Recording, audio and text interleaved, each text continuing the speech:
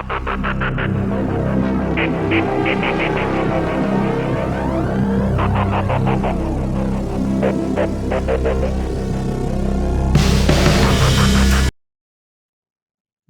आप सभी का मेरे इस YouTube चैनल लॉ अनलिमिटेड में स्वागत है।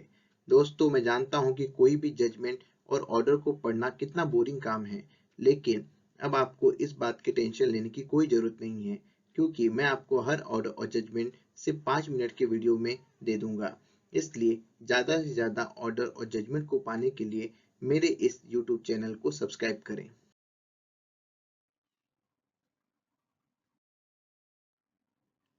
दोस्तों, मैं आपको अपने हर वीडियो में केस की पूरी डिटेल देता हूं, ताकि जब भी कभी आपको केस की हार्ड कॉपी की जरूरत हो, आप गूगल पे जाकर इसे ले सकते हैं। आइए अब हम इस केस के थोड़े फैक्ट्स देख लेते हैं। इस केस में होता यह है कि जो अपेलेंट है वो अपने पिता से मेंटेनेंस की मांग करती हैं।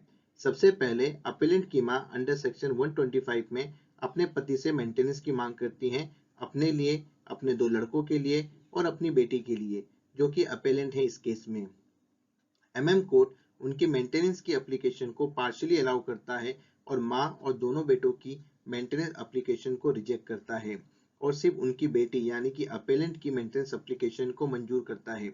इस ऑर्डर से एग्रीड होकर सभी एप्लीकेंट एक क्रिमिनल रिवीजन फाइल करते हैं सेशन कोर्ट में। सेशन कोर्ट भी बाकी सभी एप्लीकेंट्स के खिलाफ जो ऑर्डर दिया गया था कोर्ट के द्वारा उसे सेट असाइड करने से मना कर देता है, लेकिन वो बेटी के ऑर्डर को मॉडिफाई करता है कि उन्हें मेंटेनेंस तभी तक मिलेगा जब तक कि वो माइनर है। एक बार मेजर होने के बाद उन्हें मेंटेनेंस नहीं मिलेगा। इस ऑर्डर से एग्रीड होके अपलेन ने हाई कोर्ट में अंडर सेक्शन 482 ऑफ सीआरपीसी में पिटीशन फाइल की। हाई कोर्ट ने भी ऑर्डर को अफर्म किया और ऑर्डर को सेट असाइड करने से मना कर दिया और अब अपलेन ने इस ऑर्डर को सुप्रीम कोर्ट में चैलेंज किया है।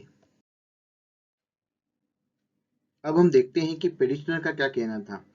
पिटिशनर के वकील ने कोर्ट में कहा कि हाई कोर्ट ने जो ऑर्डर दिया है वो पूरी तरह गलत है, क्योंकि अपीलेंट मेजर हो गई हैं और फिजिकली और मेंटली कोई एबनॉर्मलिटी नहीं है, इसलिए उन्हें मेंटेनेंस का कोई अधिकार नहीं है। उन्होंने कोर्ट का ध्यान section 20 of Hindu adoption and maintenance act 1956 की तरफ खींचा, जिसमें कहा गया है कि बेटी को अपने पिता से मेंटेनेंस का अधिकार तब तक है जब तक उनकी शादी नहीं हो जाती। उन्होंने कई सुप्रीम कोर्ट के केस लॉ भी कोर्ट के सामने रखे, जिसमें ऑलरेडी मेजर डॉक्टर को मेंटेनेंस दिया गया था और ये ऑर्डर सुप्रीम कोर्ट के उन ऑर्डर के विपरीत दिया गया है। इसलिए हाई कोर्ट के इस ऑर्डर को हटाया जाए और अपेलेंट को मेंटेनेंस ग्रांट किया जाए। अब हम देखते हैं कि रिस्पोंडेंट का क्या कहना था। रिस्पोंडेंट के वकील ने कोर्ट में कहा कि जो ऑर्डर हाई कोर्ट ने दिया है वो बिल्कुल सही है और उसमें बदलाव की कोई आवश्यकता नहीं है।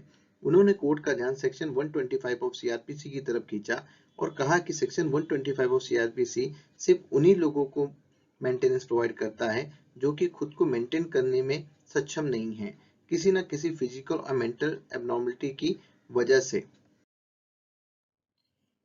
दोनों तरफ की आर्ग्यूमेंट्स को सुनने के बाद सुप्रीम कोर्ट ने अपना फैसला सुनाया। सुप्रीम कोर्ट ने अपेलेंट की पिटीशन को ये कहते हुए रिजेक्ट कर दिया कि अपेलेंट ने कहीं भी ये प्लीडिंग नहीं की है कि वो मेजर होने के बाद भी अपने आप को मेंटेन करने में सक्षम नहीं है और उन्होंने मेंटेनेंस की आवश्यकता है। यहाँ तक कि वो विटनेस बॉक्स में भी कभी भी नहीं आई मेंटेनेंस की मांग को लेकर।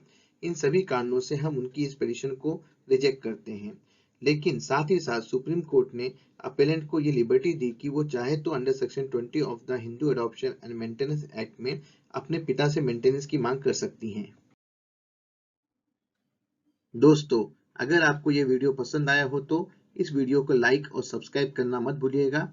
दोस्तों, नीचे दिए गए बेल आइकन को प्रेस कर दीजिए ताकि आपको मेरे आने वाले नए वीडियो सबसे पहले देखने को मिले। तो दोस्तों, फिर से मिलते हैं एक और नए वीडियो के साथ। तब तक के लिए अलविदा।